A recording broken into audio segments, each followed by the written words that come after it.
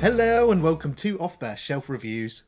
I once knew a wise man who said, and I'm Gary. And I'm Gary, and today we're going to review and discuss Laserblast, which released in 1978 from writers Fran Schacht and Frank Ray Pirelli and directed by Michael Ray. Ian, why don't you give us the synopsis? Well, the story follows Kim Milford, who plays Billy Duncan. He's a loser living in a small town who's being picked on by everybody, and his mum has upped and gone to Acapulco. But as Billy's life is kind of in the gutter, he comes across a strange alien laser weapon in the desert. The weapon starts to change him each night as he goes out into the streets, blasting people's cars and blowing things up. Hopefully his girlfriend Kathy can save him before he is completely turned.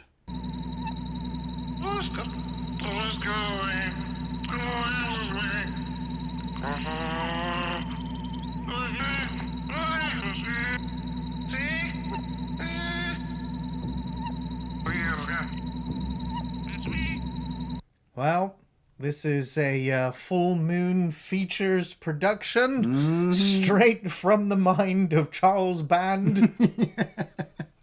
I think I've said enough. Yeah, that's it, man.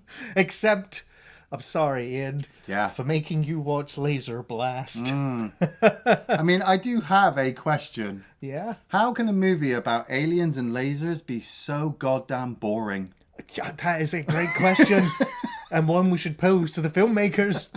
And well, from the simplest of answers, it would appear that it was because they had no money. Ah, that would do it, yeah. They shot this over 3 separate weekends. Yeah, not weeks. No money. Yeah. Apparently a lot of people went uncredited and unpaid. Even has Roddy McDowell in the film. It does. But he agreed to turn up for 1 day of shooting for $300 so he could get his car repaired. Yeah, well, so as you can imagine, this film actually did very well when it released. Fuck off! Well, considering it cost nothing to make, I was just saying, it can only make money. But that's because it literally played just after Star Wars A New Hope was everywhere, and people were coming into drive-in theaters to watch any sci-fi anything. Totes. And that's how this film made its money and got well known, was those drive-in theaters. Yeah. Yeah, like, I mean, let's just be honest. We really only picked this movie for the actress who plays Kathy, Cheryl Smith. I mean, we'd seen her in Lamora, the vampire movie, and we also saw her in Massacre at Central High. And so we were like, hey, what else has she been in? And we saw Laserblast, and we were like, okay, let's go with Laserblast. And yeah, like I know I know I moan about movies being long. Yeah. But when I see a movie is like less than an hour and 20 minutes, that worries me. Like, what? Because it's gonna feel like 3. yeah. Like, if the movie goes at such a breakneck pace, you can't like engage with the characters and therefore the story, and so you kind of lose track of where you are. But if it really drags, because really nothing is going on in the movie, an hour and 20 can feel so long. This film has no narrative structure. It's just a random series of events that you can loosely string together. The opening of the movie is 6 minutes without dialogue. Yeah. Unless you can count the aliens acting at each other. Yeah. I was like, are they from Mars? Are they cousins of the Martians from Mars Attacks? Now, in this film's defense, I will say this. I watched this, and then I watched the new Avatar movie, Fire and Ash. And this was a lot better than Avatar Fire and Ash. I lost where the fuck I was in that movie. That was like 3 hours long. And I was like, are we still here? And then I was like, man, I wish somebody would jump out with green face paint and a laser gun and just start fucking blasting shit.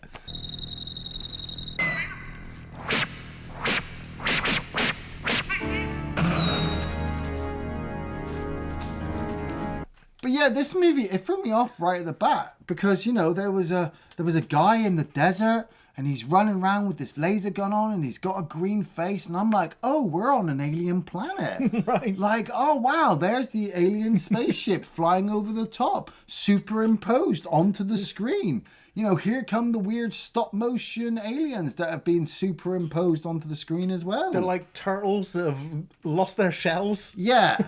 Or plasticine people, as I kept saying them. I mean, they're stop motion, but... I mean, I like the fact they're just different colours. Right. I mean, they're janky, but they're really quite charming. Yeah. You know, and you can clearly see that that's where any money that they might have had went into that. Or if there was no money put into it, just the skill of those that were making those puppets and then animating them. Yeah. But they are looking for this guy, and he's hiding behind a rock. And he shoots one of them in the hand, so he drops his gun, and then the other one pulls out his gun, and they shoot the guy, and he falls on the floor and disintegrates. Wow. Well, he left his like choker behind. Yeah. And they just left that stuff. Well, there was a plane that flew by, and they were like, "Shit, we're gonna get spotted. Let's get out of here." I forgot the plane. Yeah, that's right. That's what threw me as well, because I was like, "Hey, that looks like a human plane. Where are we?" And then Billy wakes up in bed, Kim Milford, and like Gary said, like this whole opening sequence, we've had no real dialogue from the alien man in the desert. We've had no real dialogue from the two stop motion aliens, and we don't even really have any dialogue from Billy as he gets out of bed and goes and sits on a suitcase in which a woman is trying to get into the boot of her car. And I'm thinking to myself while I'm sat there, I'm like, is she his mum? Yeah. Because he looks like a toy boy. And she looks like she's, you know, spent a lot of money on her body and stuff like that. And it turns out it is his mum.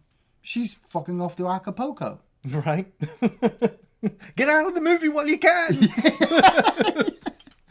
But I suppose this kind of set up the fact that Billy is kind of at the bottom of his life. You know, even his mum doesn't want to be around, and his dad's not there. And he goes to his girlfriend Kathy's house, played by Cheryl Smith, but the door is answered by her granddad, Colonel Farley, played by Keenan Wynn, who I found out was the guy who played Chester Copperpot in Goonies. Yes, that's right. And like, you only ever see a picture of him, and I was like, wow, that's on his credit? That's fucking... I'll always remember him from Herbie Rides Again, though. Ah, nice. And the Colonel badmouths Billy. Like, Billy's just there to see Kathy, and the Colonel who's got a bit of a mental problem going on. He's come outside in his pajamas, but with his military jacket on still. Oh, yeah. Bastards are all alike. With your disguises and your tricks and your phony IDs. Colonel, if you just call Kathy. Now you leave Kathy out of this. And he gives Billy grief. Oh, you stay away from Kathy. You're always over here trying to, you know, do things to her and put weird things into her mind. And I'm thinking, wow, I've only met Billy for about 5 minutes at this moment. Everyone's just shitting on him. Right? Even the police are just looking for an excuse to pull him over. And they're high. Right? Right? We watch one of the guys just smoke weed, and the other guy's just like, where'd you get that from? Oh, don't worry, I got it for free. I stole it from the other kids. Give me that. And I think everyone involved in the making of this film was smoking that. And they come across Billy, and they pull him over for speeding, and they give him a ticket, and the deputy who badmouths him. Like, I've seen him in a lot of like different films as well, like as a background character. I think he sold Sylvester Stallone's mum a machine gun in a movie once. I'll have to check that. Right. But he's even bad-mouthing Billy. He's like, oh, you can afford this. Your mum's got loads of money. I'm like, wow, fucking... Like, Billy can't catch a break. This must be a small town then. Everybody knows him. Like, well, they know his mum. I think there was like 3 buildings. Right. They haven't blown up yet.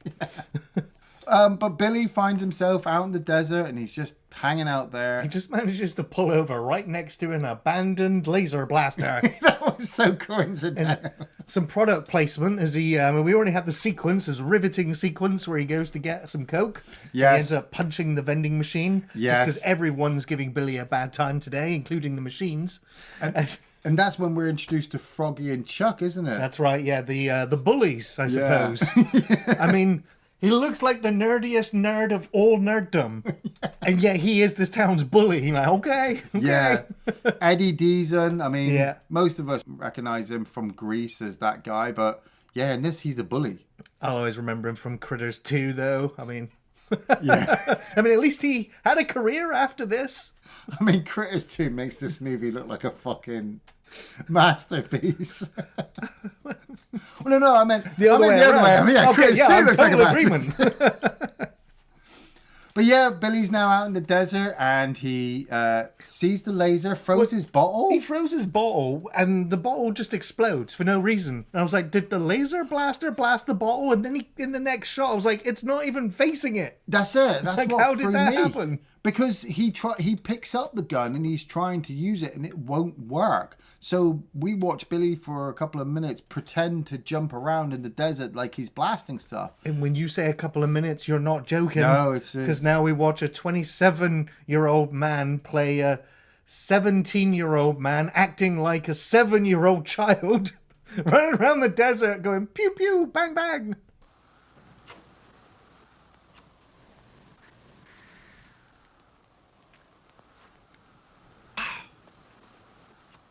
But the laser gun won't work without the necklace. And so Billy comes across the burnt residue of whatever the guy was at the beginning, which I assume is another human that they've come across. Finds the necklace, happens to put it on, and that allows him to use the laser to shoot a bush. Riveting. We also have Gianni Russo, who plays Tony Craig, or Agent Craig, as we would get to know him as the movie goes on. And he's come to the small town to find the laser gun. He kind of had like a Clint Eastwood thing going on. And then as like the gas attendant came up, I was like, well, you got like a Dick Miller character turning up. Yeah. And, but like, we're like, well, who is this guy? He's in a suit. Maybe he's, you know, in the government of some kind. Maybe he's the Men in Black kind of thing. He's here because the aliens are here. But we don't really find out what he's doing or anything. No. Like I said, narrative flow, structure, it makes no sense. You just got to assume what he's here for. Did you recognize the actor who plays Agent Craig? It turns out he's the guy from The Godfather who had Sonny killed. That's right. Who's married into the family, and then Michael offs him at the end. I was like, wow, you went from Godfather to this?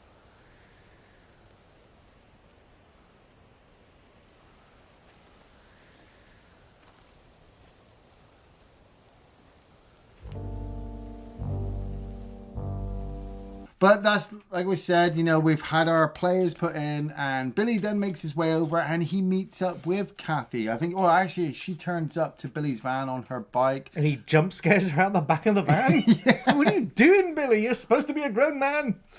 Well, he's young and he's in love and it's the 70s. So he pummels her with his sleeping bag some more, just for good measure. Yeah.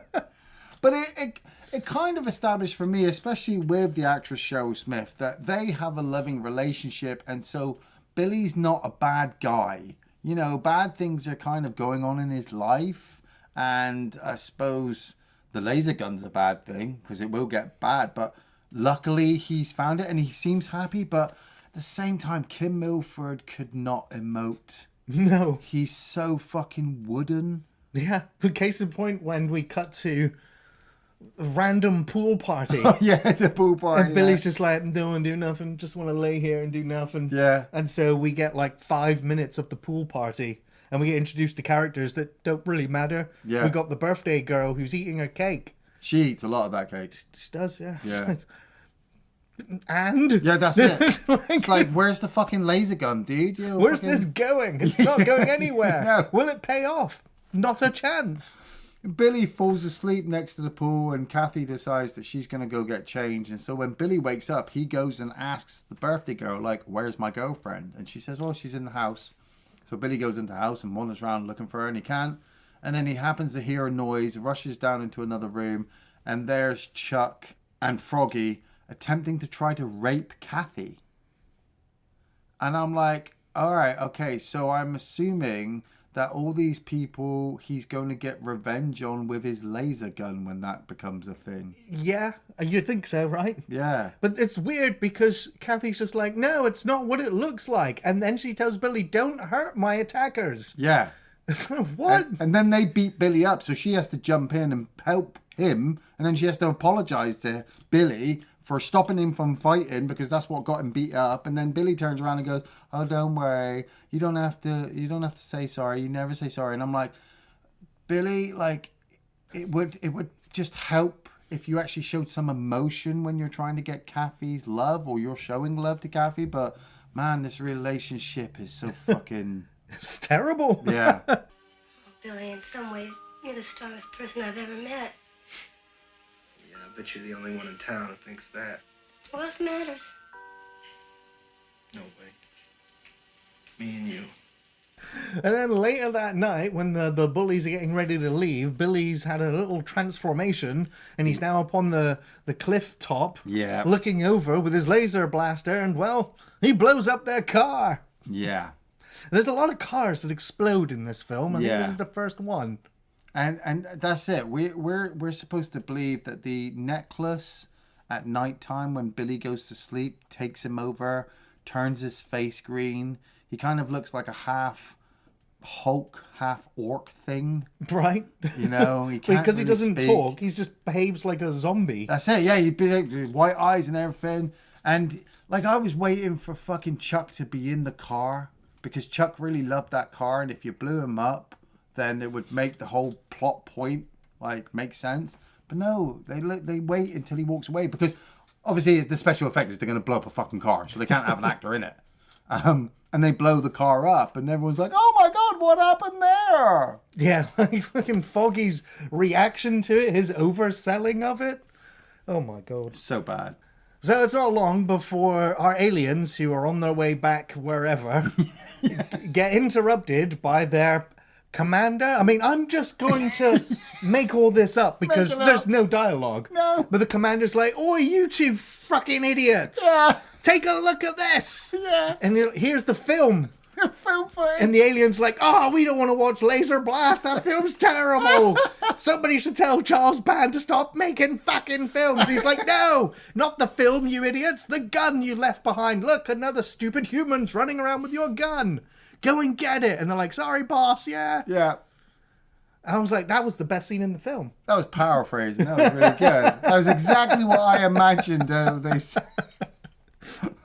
I wouldn't say it's the best scene in the film. I mean, that's a far. It's a scene, I suppose. It's the fact that I got spaceship, I got like plasticine, stop motion. Yeah. I got to see the alien set, like the way that their hands just hover over the panels. It was just so cute and quaint. Yeah. I loved it. If you look at the faces of the aliens, you can see why they made Q, the winged serpent, Right. look like that as well. But we cut back to Earth, I suppose, and the cops are now investigating this random explosion at this person's house. And Kathy notices on Billy's chest that he's got a weird thing, like a hole or like a piece of metal that's growing. I'm not entirely sure. The movie doesn't go into it. But they decide that they're going to go and see Dr. Mellon, played by Roddy McDowall.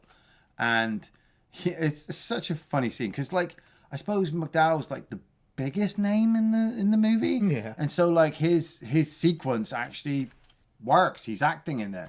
And he's tapping the thing in Billy's chest, and he's hitting it with stuff, and he's spraying it and cutting around it, and he's like, "Does this hurt?" And Billy's like, "No." "Can you feel this?" "No." "Is this doing anything?" "No." And he cuts it out. He actually properly cuts this thing out and puts it in the bag, and he calls up his buddy, and he's like, "Look, I need this thing analyzed. I don't know what it is. I think it's something strange. So I'm going to get to you late tonight." And his buddy's like, yeah, no, that's fine. I'll still be here. And so then we cut to nighttime, and the doctor's driving along in his car, and Billy steps out into the middle of the road as the alien, you know, with the laser gun. I'm assuming to not have the doctor investigate the sample that he's got. Right, for reasons.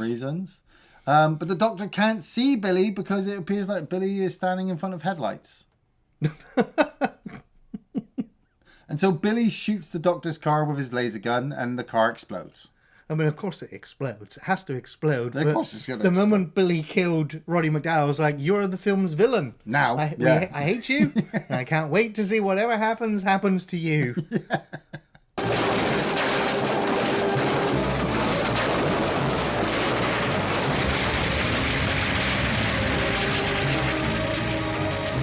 So the next morning, Agent Craig has come across the burnt out remains of the car and finds the sample and decides that he's going to have the sample tested by the guy that Roddy McDowall called.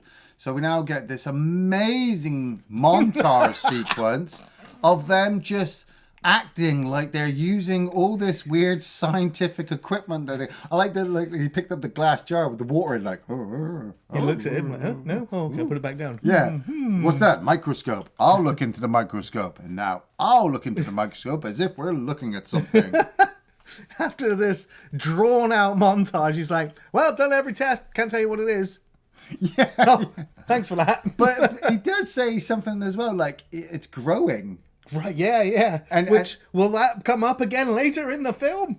No. No. It's growing, and they have used everything they can to try to destroy this thing, and nothing's worked. So that's freaking Agent Craig out. He doesn't call any government officials. He doesn't shut down the town. He doesn't, get the army involved. Nothing. He just carries on investigating. It's kind of lucky that, I don't know if he finds out about Kathy or he just knows Colonel Farley, because he just turns up at their house and the Colonel's like, hey, Agent Craig, how's it been? Few wars, right? And Agent Craig's like, yes, I'm glad to see you, Colonel. I'm like, wow, they know each other. Okay. But the cops have been driving around and the smaller, thinner deputy has been eating stuff like all day. I'm assuming from the munchies from the weedie smoke. Right. And he tells his buddy, like, I'm going to stop. I need to get a bottle of Coke. So he gets out and he gets himself a drink. And then his buddy gets out of the car and he says, well, I need to take a shit, so I'm going to drink some of your Coke. And he wanders off to the toilet. And Billy turns up and he blasts the toilet, kills the cop in there, blows up the gas station, blows up the police car, and then shoots the smaller deputy off screen. Right. Well, at least something's happening. Yeah. At least stuff's blowing up. Yeah. So I'm kind of entertained, briefly. Gotta admit, when he killed Froggy and fucking Chuck. It was so annoying because it would just randomly cut to them driving with some really obnoxious music. Yes. And Froggy was just like, so about that lightning again. And his mate's just like, will you please just shut up? You know, I can't believe them insurance guys actually believe that stupid story about lightning. Shut up, Froggy. Sure, Chuck, sure. About the lightning. It was no lightning. And then it'll cut back to them later and he'd be like, that lightning again. And he'd be like, whoa. Because we had the horrible music and them driving, and then we cut to Billy just fucking acting all crazy with the laser gun, and his face is all green and it's bright daytime. And so the music changed. And certain moments, the music worked well. Agreed. Tension building, making you feel like the horror elements were there. And I think we should know, because we've watched movies where the music is fucking shit. Yeah. So, when it works, you're like, that's working. There was only, the music I felt worked for the most part. There was For the only most part, one yeah. bit where I was getting annoyed with it, and that's when there's a plane flying around looking for Billy, and all you've got is the drums going. It's just drums. But then eventually, like the synthesizer and everything else, the music does kick in again. I was like, okay, that's fine. Well, it was this driving bit. You had this terrible music with Chuck and Froggy driving. Then it cut to Billy and the music was all tense and building up that he was being all horrible. And then it cut back to Chuck and Froggy and that shitty ass music kicked in again. And then luckily Billy turns up and blasts the car with them in and kills them both. It's funny as hell. You can see that the driver is a stunt driver, but they're in Froggy's place. There's just a mannequin whose hair is flying everywhere. The mannequin's falling in and out of its seat on different shots. But yeah, the car drives still on fire before it settles down. You're like, oh yeah, that was kind of fun. At least now the bullies are dead and I don't have to see their silly faces anymore. Yeah, and like we said, the police have sent a plane out with cops to try to find Billy, I assume, or whoever has got this laser gun. And so you get this weird aerial battle sequence out in the desert where the police are firing from their plane with their M16 and they think they killed Billy. But I'm assuming Billy's invincible while he's wearing the necklace. I think so, yeah. Well, he's impervious to earth weapons. Yeah, I suppose, because like the scientist said, nothing Yeah. can damage it, I suppose. So he laser blasts the plane and it explodes off screen. Yeah. I was like, a movie, like, I would have given you some extra points if you showed me the plane blowing up. You've shown me so many cars exploding, but we don't get a single plane. Come on. Money. Yeah. Money. I know. Kathy at this point has also come back to find Billy sleeping, and she's investigating the weird thing on his chest, and she takes the necklace that Billy's got on the side and realizes that the shape on his chest fits the necklace. But as she does that, Billy turns green and kind of freaks her out a bit, so she races off, and she stumbles into Agent Craig, who's then like, look, we need to go find Billy. And I'm like, okay, you've established now that Agent Craig works for the government, but that's literally at this point, I think we're like a fucking hour and 5 minutes in, and we've got like 15 minutes left of the movie. And Billy runs down into what can only be described as a backlot. Right. There's no way that could have just been a normal neighborhood. You know, he ends up getting a ride at some point. He gets in his van. Yeah. And he blasts. I mean, this is where I'm like, he needs to have the necklace on to fire the laser blaster, but it Yeah. just randomly cuts to him firing the laser blaster out the van window. At the Star Wars sign. Yes, at the Star Wars sign, Yeah. because, you know, screw you, Star Wars. Yeah. Like, Laser Blast is here now.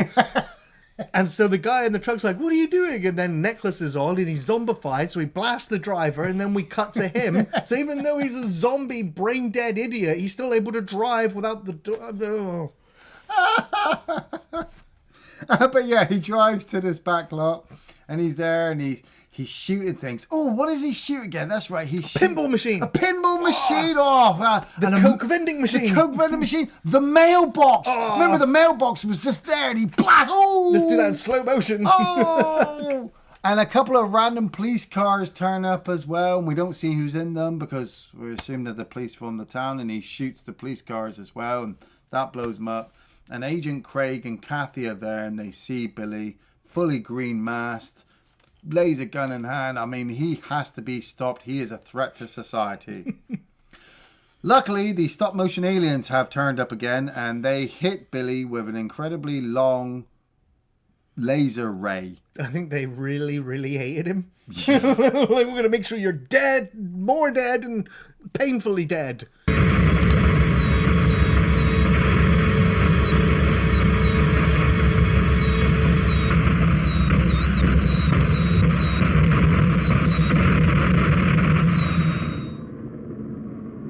Yeah. And then they bugger off. And then they bugger off again, leaving the laser gun behind again. And we end the film with Kathy holding Billy and being like, oh, Billy, no. Bye, Billy. Oh, God. Oh, thank God that's over with. Fucking yeah. I don't even want to talk about the ending. No. Ian, what was your favourite scenes? None. Really, I was hoping, and I part of me kind of wants to say the stop motion aliens, but I know he's going to talk about them as much as he wants, so I don't want to steal his thunder. So I'll go with something really easy.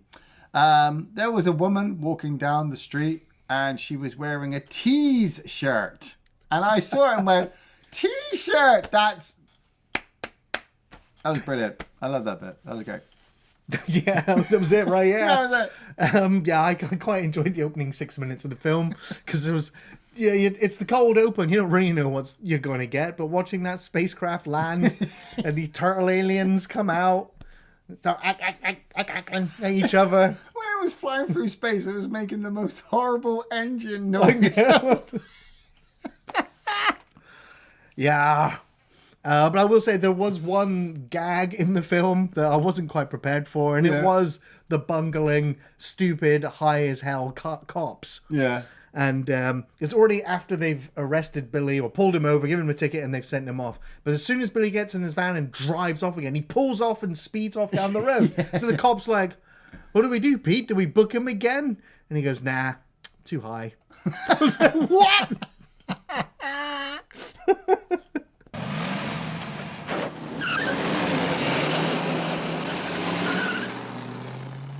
Do we get him again, Pete? No. Too damn high. But it's after that, then when the cops are like, right, we do need to pull away now. And they pull out, and one car swerves out of the way to avoid that, goes over the ramp over there, and another car barely misses it, goes up the side, flips, and ends up upside down. And it didn't explode. There was this whole stupid bit with the sheriff as well. Like, the sheriff's briefly in the movie, and he goes and picks up, like, the radio thing to call the deputies. Yeah. And it cuts to the deputies. They're outside their car, and I was like, oh, they can't hear their radio. And then it comes back to the sheriff. He kind of walks to the front desk, looks out the front door, and sees the deputies there. I'm like, why did you waste all my time? Just walk to the fucking door. Yeah. But yeah, I mean, we've already mentioned stop motion animation. It really is the highlight of the film. The team that worked on this did an incredible job, and some of them even went uncredited. The stop-motion aliens were designed by David Allen and John Berg, but apparently Randall Cook did the majority of the work uncredited. Now, between the three of them, they would go on to work on such as John Carpenter's The Thing, Q the Winged Serpent, Fright Night, The Gate, the Howling movies, Lord of the Rings trilogy, like some incredible work that's just been so memorable, or classic or iconic even. I mean, if you've ever watched this Charles Band production and has seen some stop motion in it, it was probably these guys. Right. You know, like any special effects, like I think I saw Batteries Not Included and Willow was on there as well. And so there's, you know, they would just go from strength to strength to strength of different films to showcase their work. And unfortunately, they started here. Yeah, with Laserblast, which was almost going to have a sequel, but over the years, the kind of Full Moon Features kind of went bankrupt. Yeah. Charles Band formed a different company. Yeah. Tried to make the sequel still. Eventually ended up making a film like Dangerous Weapon or something. And they dropped the aliens backstory because, well, budget. But yeah, apparently Charles Band has said that this is the one film that he would truly, really like to remake one day. Well, it costs nothing. You could probably do that. Right. And do you recommend Laserblast? No, unfortunately, I don't. And I'm sure there's some people in the audience who are going to be like, oh, but Laserblast is my favorite movie. I watch this like 3 times a year. It's funny as hell. And I'm sure if I was in the right mindset with enough beer in me, I would find this movie hilarious. But unfortunately, I didn't. It dragged. Kim Milford just wasn't a great actor. Like I read that he went on to do like stage shows and things like that, which are probably is where his craft really is. But in this film, like, okay, maybe he acted really well as a weird green orc alien thing with a laser gun. I don't know what to compare him with. Cheryl Smith, I think, was the standout as Kathy. But like I said, we've seen her in Lamora and we saw her in Massacre at Central High. So that girl could act. And she made me feel for Billy through her. So, like, if you want to watch it for her, then go ahead. But otherwise, no. Just no. Well, surprising? Absolutely no one. I'm not recommending Laserblast. This was nearly a complete waste of time, saved only by a few minutes of charming stop-motion animation. It's not completely awful, especially when considering the budget was next to nothing. That, and it's only 80 minutes long. The only real standout from Laserblast is the aliens. The animation is janky, but it works. Even more so when you contrast it to the rest of the bloody film. The acting is strange, the script and direction is dull, and the pacing is laughably bad, padded out with pointless characters and pointless events. At least the film score tried to add some life to this boring mess and keep you from falling asleep. Watch this only if you want a so bad it's not even funny film, or for the quaint animation work, Or if you fancy watching a zombie with a laser blaster blowing up cars and whatever else is in town. Shame it wasn't the film reel. Billy was a kid who got pushed around and then we all found out. Thanks for watching Off the Shelf Reviews.